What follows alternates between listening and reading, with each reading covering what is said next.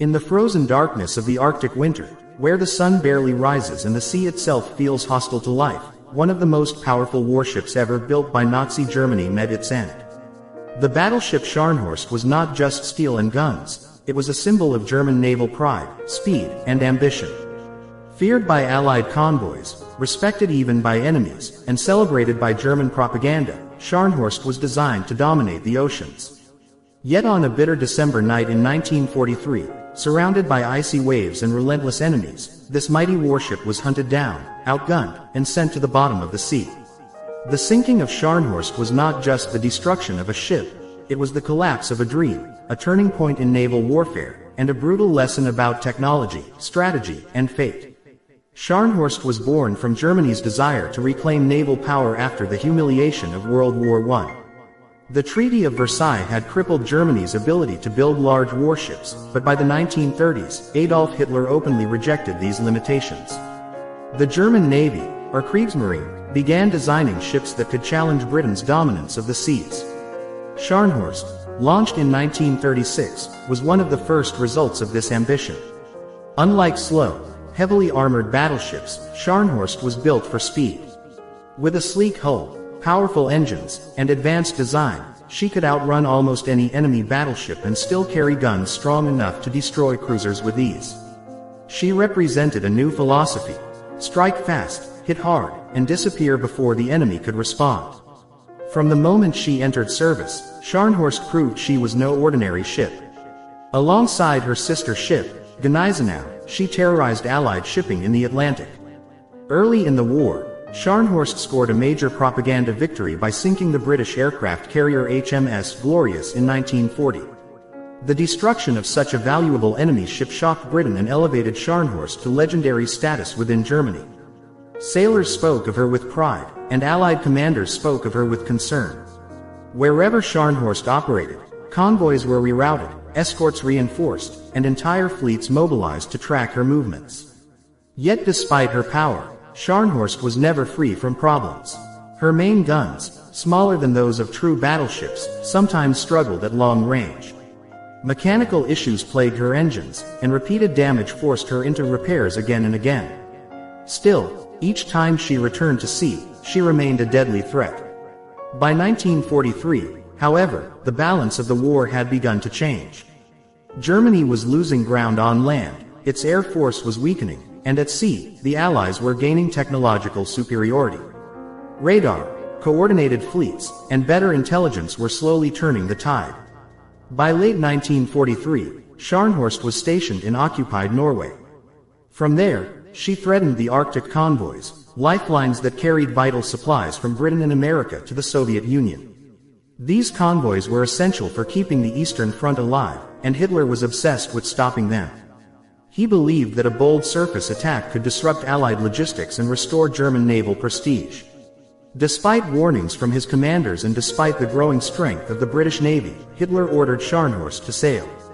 On December 25, 1943, Christmas Day, Scharnhorst left her Norwegian base. The timing itself was symbolic. While much of the world celebrated peace and family, the North Atlantic prepared for violence. Commanded by Rear Admiral Eric Bay, Scharnhorst headed into the Arctic darkness with a clear mission: intercept and destroy an Allied convoy. What Bay did not know was that the British were ready. Thanks to intelligence reports and radar surveillance, the Royal Navy was aware of Scharnhorst's movements almost from the moment she left port. Waiting for her were two British forces. One consisted of cruisers tasked with shadowing and engaging Scharnhorst, while the second, more powerful and more dangerous, included the battleship HMS Duke of York. Unlike earlier encounters where Scharnhorst had relied on speed to escape, this time she was sailing into a carefully prepared trap. The Battle of the North Cape began in near-total darkness on December 26. Snowstorms, towering waves, and freezing temperatures turned the sea into a nightmare. Visibility was poor, and human senses were unreliable. But technology had changed the rules. British ships were equipped with advanced radar systems, allowing them to detect Scharnhorst long before she could see them. This advantage would prove fatal. When British cruisers first made contact, Scharnhorst opened fire, her guns lighting up the black sky with flashes of orange flame. For a brief moment, it seemed like the old terror of the seas had returned. Shells screamed through the air, narrowly missing their targets. But the British maintained distance, using radar to guide their movements. Then came the decisive moment. A British shell struck Scharnhorst's radar equipment, blinding her. From that instant, the battle shifted dramatically. Scharnhorst, once the hunter, became the hunted. Unable to accurately locate her enemies, she attempted to escape at full speed. For hours, she raced through the Arctic waters, engines straining, crew exhausted, ice forming on the deck. But Duke of York was relentless. Guided by radar and supported by destroyers, the British battleship closed in. When Duke of York finally opened fire, the power difference was unmistakable. Her heavy guns slammed into Scharnhorst with devastating force. Each hit tore through armor, destroyed compartments, and killed sailors. Scharnhorst fought back bravely, returning fire despite her damaged systems. Her crew, trained and disciplined, continued their duties even as flames spread and casualties mounted. This was no quick execution. It was a brutal, drawn-out fight. As the battle intensified, British destroyers launched torpedo attacks. One by one, torpedoes struck Scharnhorst's hull. Explosions rocked the ship, flooding compartments and reducing her speed.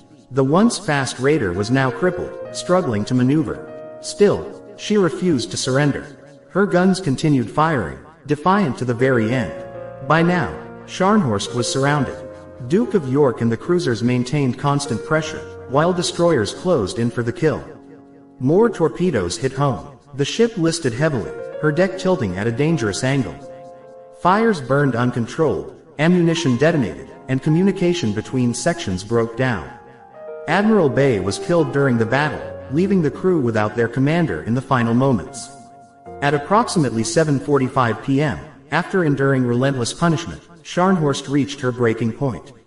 A massive explosion, likely from her ammunition magazines, tore through the ship. Within minutes, the mighty battleship began to sink. She slipped beneath the icy waves of the Arctic, taking most of her crew with her. Out of nearly 2,000 men aboard Scharnhorst, only 36 survived. The freezing water ensured that rescue was almost impossible. British ships, under threat of German submarines, could not remain long. For the sailors who went down with their ship, there was no mercy, only darkness, cold, and silence. The sinking of Scharnhorst marked the end of Germany's surface fleet as a serious threat.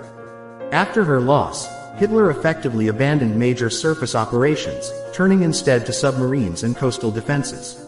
Strategically, the Arctic convoys were safer, ensuring a steady flow of supplies to the Soviet Union.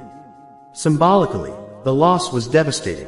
Scharnhorst had been a legend, and legends are not supposed to die so completely.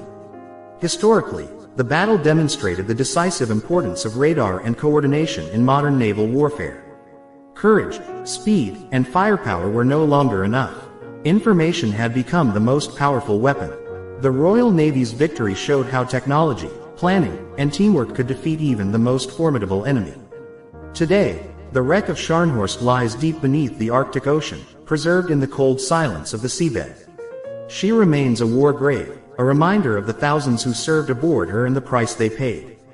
Her story is not just about defeat, but about the transformation of warfare and the brutal reality of war at sea.